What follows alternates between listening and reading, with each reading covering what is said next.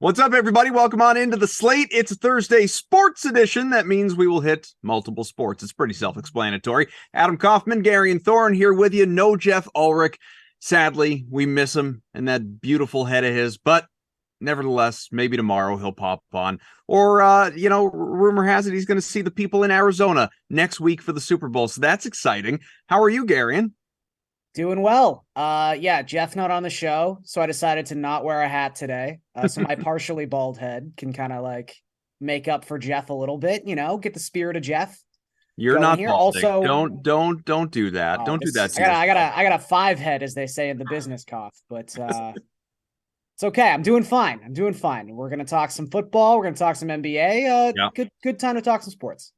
Let's talk a little football first, just in case we end up going long, heavy on the NBA, because obviously it's a little more timely with a slate tonight. But in terms of the NFL, and we got a whole lot of time before the Super Bowl, it feels like an eternity when you're doing these shows every day and you're kind of talking about the same talking points day after day and lines and bets and props and things like that. They're not changing drastically, unless, of course, Gary, and you get a little injury news. We don't have anything official, but the inclination at the moment is that Mecole Hardman is not going to play for the Kansas City Chiefs, whereas Juju Smith-Schuster, there's optimism around his ability to play in a little over a week at this point, about a week and a half. So based on that, does that impact anything in terms of how you approach this game from either a betting or DFS perspective? Yeah, I think it's really important for everything. But I think my initial takeaway was just thinking about the DFS implications of this. And obviously, any small move on a showdown slate, a single game slate, has such a ripple effect, especially considering, something we already talked about this week, which is just there's not a ton of like super obvious value. And in this case, I'll say value is like viable assets below 5K. And the situation that was maybe going to present itself as the obvious value was Kansas City Chiefs wide receivers. And that was, okay, maybe Juju's unable to play. Maybe Hardman's unable to play. Whoever knows about Kadarius Toney, like even if he's active, does he survive the entire game? And then it was going to become a situation where it's like, wow, Justin Watson might be extremely important in this game, not just in DFS, but in real life. Obviously Sky Moore, we got a heavy dose of Sky Moore in the second half of the AFC Championship game. He made his biggest impact on special teams, but was heavily targeted in that game. And it's just a name that people remember, like from doing their draft work, from getting excited about, what rookie wide receiver was just drafted by this supremely talented offense, helmed by Patrick Mahomes. Like there was a lot of Sky Moore excitement in redraft settings this year as well. So it's a name people recognize. I feel like he was about to have such a helium boost if next Wednesday Juju was unable to practice and Hardman wasn't able to practice. So it at least seems like we can kind of pencil in, maybe go get a pen and say that Juju is going to be available for this game. Hardman seems like he's not going to be available. It almost seems like with the way Andy Reid was talking about this, Hardman might have not actually...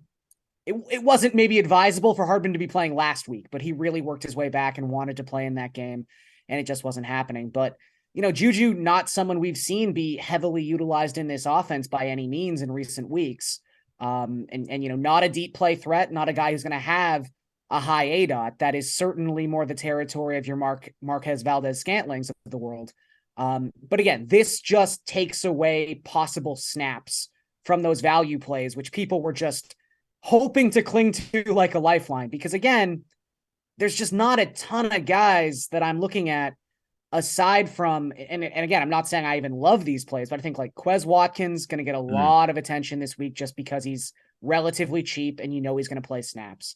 You could see people taking a chance with like a Boston Scott, just because we do know that the Eagles like to spread out the carries. Scott is going to be involved in some capacity, even if he's not the most logical goal line running back in the world. I had mentioned that I really liked Eagles defense, even though you're going up against the Chiefs, highest adjusted sack rate in the league. I think they're able to get pressure on Patrick Mahomes, whose mobility might not be like 100%. So this again is sort of limiting that pool of value plays and areas where maybe you can start to differentiate from the field. So maybe not the sexiest, like big Super Bowl breaking news, but it does have importance and ramifications for DFS. What about if you're looking at tournament plays versus obviously cash game plays? Now, for the tournament, and you're going to go up against tens of thousands of people and beyond when you're chasing a million bucks, clearly you want to take some flyers, take some risks. So like you said, a Quez Watkins type, or if Tony plays, some of these cheaper or relatively cheap guys, Boston Scott, as you mentioned as well, who are, certainly low floor, but potential high upside. But are you going to play more conservative if you're looking at a cash game and saying, all right, well, I mean, kickers are even more of a sure thing if we're talking about a showdown. I mean, obviously how I feel about the kickers, but when I'm looking at like Juju, we're talking about Juju Smith-Schuster and looking at his game log, and you alluded to it, his last handful of games going back to week 15, 16, something like that, he's topped out at, I'll pull it up here, but what, 3 targets, 4 targets? It's not significant usage by any stretch. 1, 2, 2, 3, 4 since week 16. He's just not a guy that I trust, even without Hardman on the field. Oh no, I mean, Juju is entirely a GPP play. Juju is someone who, with the injury, not even a cheap one either. Well, I mean, for your quote unquote number 1 wide receiver on the Chiefs, and again, the number 1 and number 2 and maybe even 2.5 wide receiver on the Chiefs is not even a wide receiver. It's the tight end, Travis Kelce. Right. But for a guy you just know in a vacuum is going to be on the field for 70 to 80% of the Chiefs offensive snaps, $5,600 is, I would say, the going rate for a player of, and again, you have to factor in like Juju's sort of a name brand asset, he's just a recognized commodity, and that's always going to drive your price point up a little bit. So no, Juju is not someone I'd look at in cash games. I would definitely consider him in GPPs just because, again, there hasn't been the just slew of amazing results in recent times. Obviously, there's the injury question marks. Like, there's enough things that are going against Juju that you're going to have a lot of people thinking in the same vein as you, Koff. And I'm not saying it's the wrong way to think, but that's one of those situations where you're like, hey, this guy is going to be on the field for a high octane offense. There's a chance. Even if it's only a 20 or 15% chance of him hitting his ceiling, if he's at low ownership, if he's just the guy that no one wants a part of in this Super Bowl, he's the exact type of player who at least has a ceiling that I'd be interested in trying to exploit in a GPP. Whereas, like you said, in a cash game, I think Eagles defense becomes even more appealing just because there is that scoring base a defense gives you. And like you mentioned, I think in GPPs, kickers are suddenly going to be, in cash games, kickers are going to be much more popular because they do just give you that security of, hey, probably not 12 DraftKings points, but at least 3 or 4 you're probably going to get from a kicker. And I would also say in a cash game, maybe you're especially in a game like this, I think we're going to get a good amount of points. I would think so. I mean, the spread's been hovering around, or the total's been hovering around 50. Right. I think, there's going to be some points in this game. The ball's going to move. And maybe you go a little bit more conservative with your captain in a cash game lineup, just to try to save some money and not have to go to a Quez Watkins in your final utility spot. But yes, to your point, and to the music for your ears, I'm sure, kickers very viable in a cash game setting for the Super Bowl. And again, maybe this is GPP versus cash game again, but when I'm looking at Juju and I'm just thinking about what gives me I agree with what you're saying in terms of percentage of snaps, ability, to the amount they're going to be on the field, the amount that in theory he could be targeted if they are short Hardman, short Tony. He becomes more of a focal point. Although that being said, maybe gets a little bit more attention. You can only pull so much away from Travis Kelce.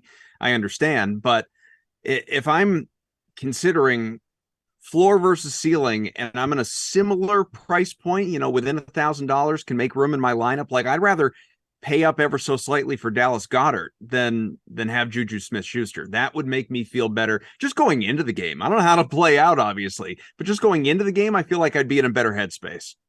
But again, I mean, there are different ways to construct lineups, and it's all about, do you want to try to pull down a millie, or do you want to split the top prize 38 ways? Because everyone would rather Dallas Goedert than Juju Smith-Schuster. I agree with you. I prefer, in a complete vacuum, I prefer Dallas Goedert. I mean, he's someone who I consider to be one of the best value plays, if you consider a guy who's 6'4" a value play, or mid-tier, let's say, on this slate. The issue just becomes everyone feels that way. So again, who even knows with some of the rostership stuff? Like, you're not, I don't know for a fact that we're not out here trying to big brain each other, going like, oh, everyone's going to use Goddard, so Juju's the variance play. And then suddenly Juju becomes overvalued because everyone thinks he's the variance play. Like, there's ways to go back and forth and like Princess Bride yourself and just tie it into knots.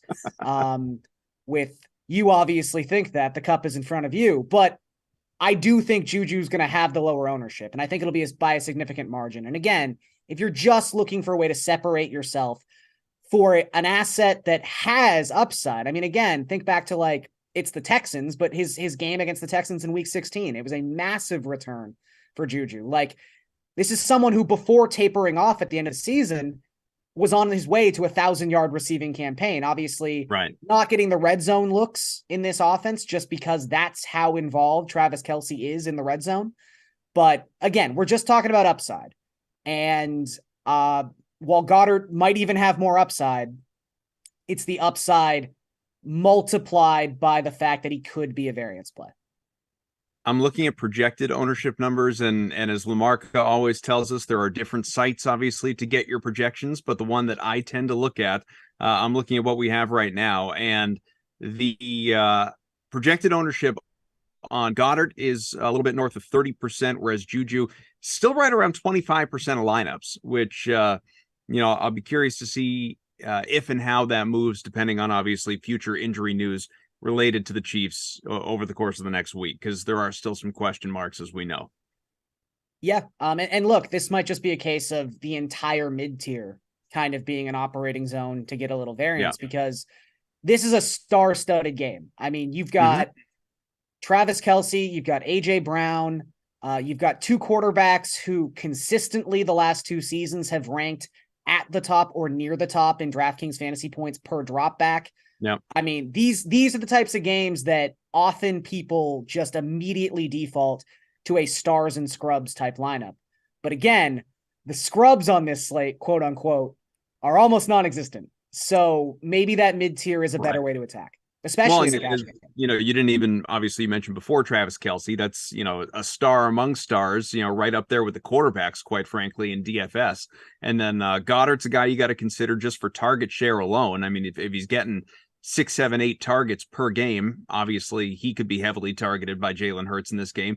And you didn't even mention the 2 running backs, Miles Sanders and Isaiah Pacheco, who are 2 guys that Pacheco is going to be heavily owned. Oh yeah, that's what I mean. Like, these are 2 guys that you have to consider going into this game. And I think there's a case that Miles is kind of in an interesting spot, just in the sense that Pacheco's got that like helium right now. Like, he's had 2 straight explosive performances. Would you believe his ownership numbers lower than Juju's right now, though? Who's this? Pacheco.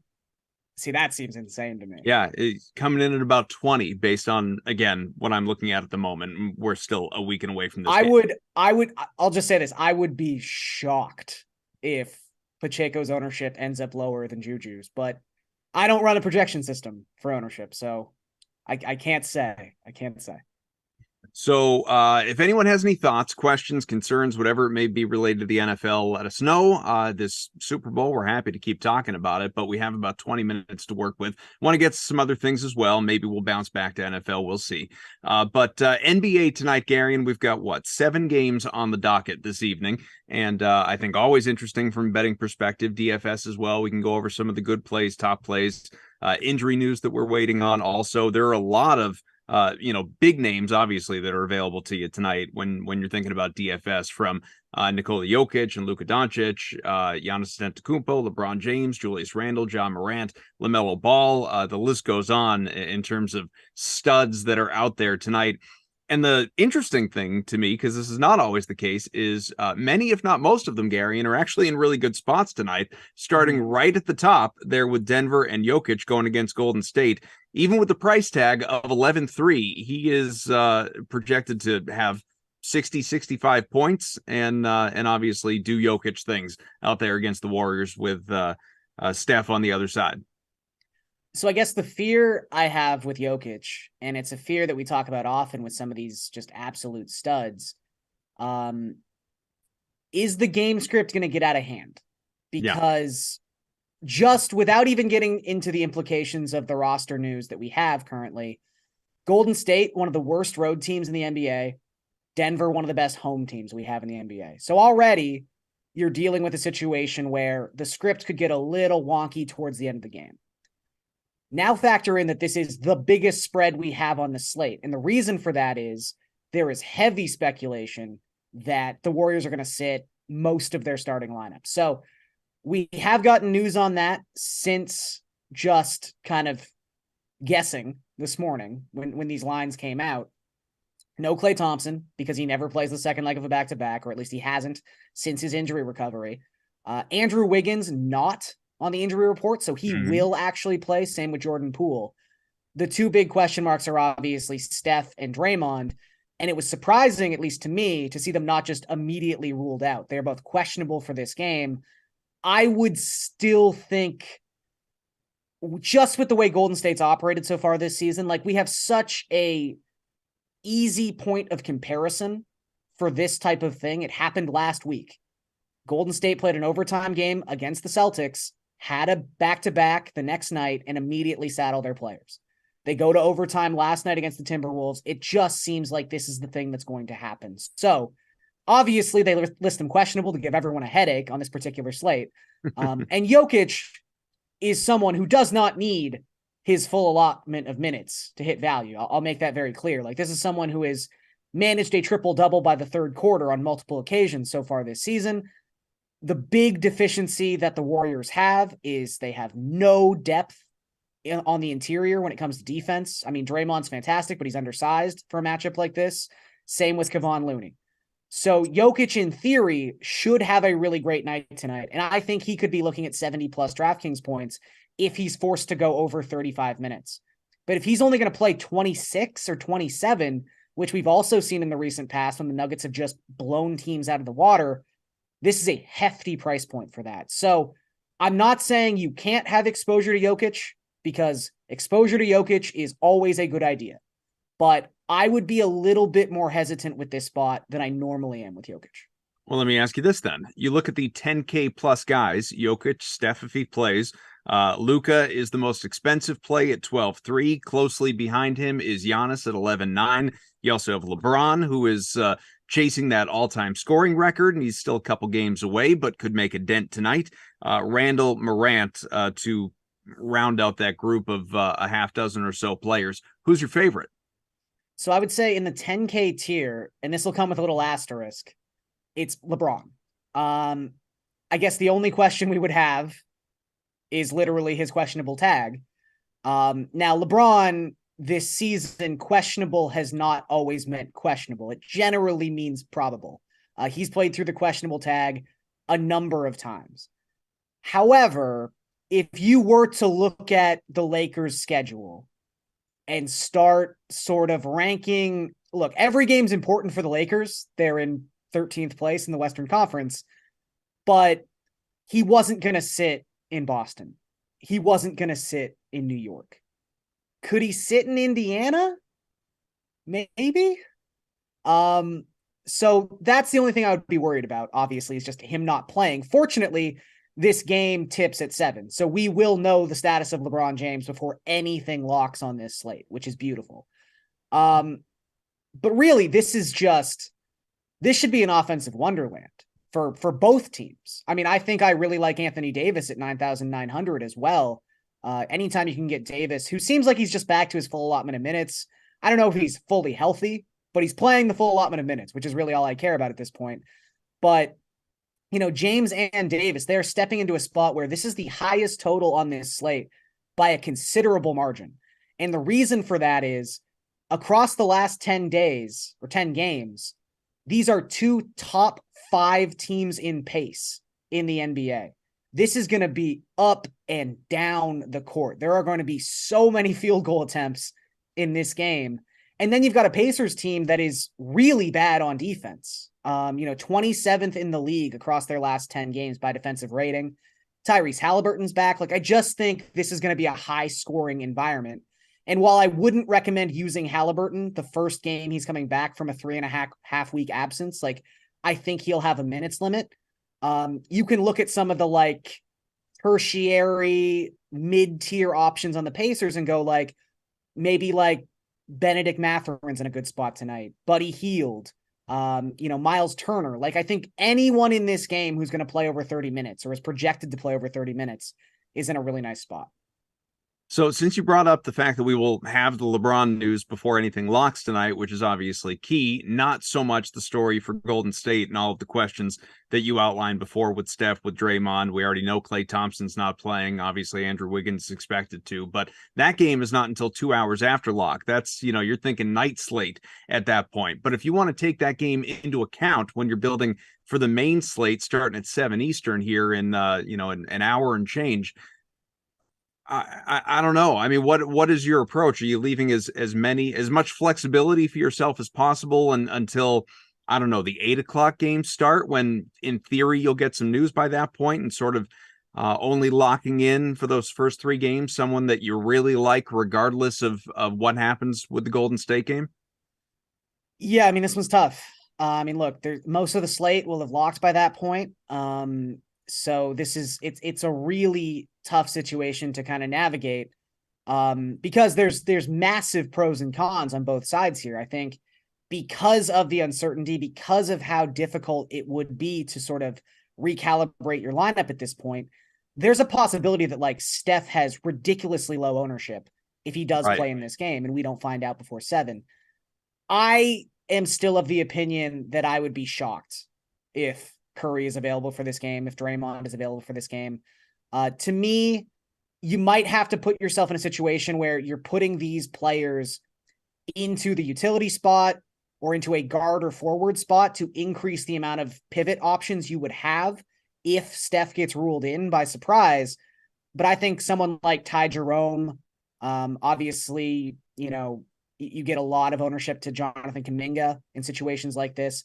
But Jordan Poole is like a really good example of like a halfway measure where you're like, I can put Poole into a lineup, and if Curry doesn't play, Jordan Poole's usage rate is going to be 35 to 40%, and he's an amazing play at his salary. Even if Curry does play, there's no Klay Thompson tonight. Poole's going to be in a better spot than he usually would be anyway, considering Klay's been carrying about a 30% usage rate the past 6 weeks. So I actually think if you're a little like risk adverse, or if you're someone who likes to like Ronco style set and forget your lineups, Jordan Poole is the guy I would put in from the Warriors just so you have some exposure to that game, because I think he's viable regardless of what happens around him. So I'm not a set and forget guy, Gary, and I'm an ignore my family and late swap guy. And here's honestly what I think I would do, because I'm looking at options available. I'm looking at the slates. I'm looking at projections as you were talking, and this only applies if you're building multiple lineups. If I have one bullet, I'm not doing this. If I have one bullet, I'm listening to what you just spouted off. But if I'm building multiple lineups, one of them I'm leaving completely empty until those 9 and 10 o'clock games. I'm not putting a single thing in there until I know what is going on with Golden State. And like right now, you would probably be a little Golden State, heavy Denver, with the uncertainty of what is going to happen with Steph and Draymond, like those, the guys that we already talked about. But if and when one or both of those guys get ruled out and it starts creating value all over the place for the Warriors, you could in theory have a lineup that is just as strong for just those 9 and 10 o'clock games as you would for the full slate. Look, it's definitely an option. You've got a pretty high total in that Clippers Bucks game. Like, there's obviously, at the very least, like you're saying, this situation that presents itself is one where the value opened up in Golden State would be immense. And guys like Ty Jerome, who are the absolute bare minimum, are so cheap that if you put 2 or 3 of those guys into your lineup, it's not like you're left with a game between the Heat and the Hornets where you're like, okay, sure, LaMelo and like Jimmy and Bam, and you're like, okay, I can make a lineup here, but like, where's my upside? Yeah, like You've you still still got have Denver, Kawhi and Milwaukee, Giannis. and the Clippers. Exactly. You've got Kawhi, you've got Giannis, you've got Paul George. Like there's Yeah, enough ways to spend the money you would actually still have left. and Jokic. And Jokic. And I think the only fear I have is, again, I just like that Lakers Pacers game so much. Yeah. That not even having like a little piece of it would scare me, just because I think that's the game that you're going through the box score tonight and you're like 135 to 132. Like, oh my God. Is there any defense in Indiana tonight? So that's the only fear I have. But I do like that strategy. It's risky and it takes some insight and some foresight. But no, I tip my cap to you on that one. I like it. You know what's really funny too is again, optimal lineups being what they are, they're different depending on where you look. We could say that a million times, but I'm looking at right now, and things will absolutely change over the course of the night as we have been talking all about. But based on the news that we have right this very second, I'm looking at the top projected lineup that obviously I cannot rattle off, but there's only one guy in there from that Pacers-Lakers game, and it's Aaron Nesmith.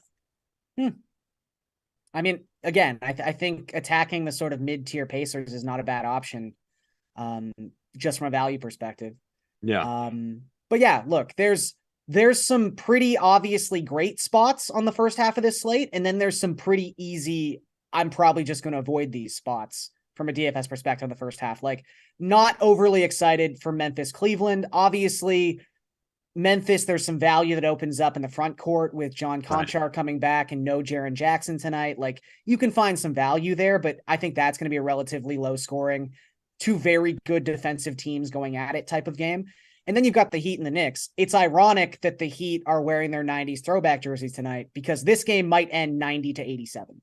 Like, this is going to be a rock fight. It's a boulder fight, even. Like, 2 exceedingly slow-paced teams, 2 teams that, generally speaking, are quite good at defense. Now, the Knicks have not been as good at defense since Mitchell Robinson went down, but just slow teams, aren't interested really in taking like a high number of 3-point shots. Like, that's going to be a low scoring game that I don't really want too much of. Like, again, you can always kind of talk me into the high minutes guys for the Knicks. Like, if you want to throw Jalen Brunson into a lineup just because he's been so good lately and his usage rate has been so high, I won't say no. I won't say that's a bad idea, but I am not looking to stack either of those games by any stretch of the imagination.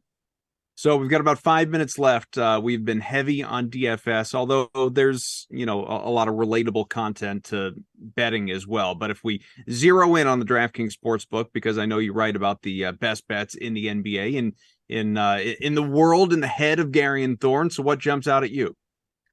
So one I really like is the total in this Dallas-New Orleans game. And I think there's a lot of ways to kind of look at the stats and then kind of pull back and look at the real life ramifications of this contest. So this morning, the total was 223 and a half. 223. The number is actually 223 and a half at this point. Correct. The number's going up. I like the under. I think you look at this game and just at its most surface level, this is a contest that involves these 2 teams. The Pelicans, who have the worst offensive rating in the NBA by a considerable margin across their last 10 games. They're actually scoring 4 points per 100 possessions fewer than any other team in the league in that span of time, with no Zion Williamson. Then you've got Dallas, who is, generally speaking, considered a very stout defensive team, and also a team that, since Luka has sort of become this all-being entity that runs their entire offense, they are always ranking towards the bottom in pace. They are actually the slowest paced team in the Western Conference for 2022-23. So the mixture of slow pace and a team that just cannot score is very tempting for me in general. And then you factor in the just Pelicans saga to get to Dallas for this game. Having to take multiple planes, having to go to other places that aren't Dallas to wait for a flight to Dallas. I believe their flight landed at something like 2 or 3 in the afternoon Eastern time. They then had to wait for buses, which were late, to bring them to this is all a mess. This got a game canceled yesterday. Like that's how big a deal it was. So I just look at all those things together. I think you're going to have like a lethargic Pelicans team that's just beaten down. They're losing games. They can't score. I think that's not going to work against the Mavericks, and I think this is going to be a pretty low-scoring contest. What about a secondary bet? You have a favorite? Maybe it's another game or a player prop? Yeah, so going back to sort of my initial point, and this ties perfectly with what you said about taking our DFS conversation and sort of just tweaking it slightly to make it a betting conversation. LeBron James to record a double-double tonight is plus 100. At least it was plus 100. That line probably hasn't moved too significantly. But LeBron has recorded a double-double in 8 of his last 14 games. It's happening with much more regularity as of late. And you've also got a situation tonight where, again, there's just going to be counting stats available for the Pacers, for the Lakers. There's going to be field goal attempts. Yep. There's going to be missed field goals. So it's still even money at plus 100. Perfect. Yep. Like LeBron is on the heels of his first triple-double of the season. Like that's not going to happen every time, obviously, but LeBron's also special when you start betting these particular double-double props in the sense that, if you're betting a Miles Turner double-double prop, you're really banking on rebounds. Surprised this number's as low as it is, especially considering LeBron's been regularly logging 36 plus minutes in these Lakers games as of late. Like he's out there forever and he's doing it at a high usage rate. I was just surprised to see this. I was expecting something more like minus 130, minus 135. So to see it at plus money right there at plus 100, I think it's a really nice player prop. He is, I just wanted to look right now. He is averaging 36.5 minutes per game this season. Coming off 43 against the Knicks, didn't play against the Knicks, 44 in that game against the Celtics a few days ago.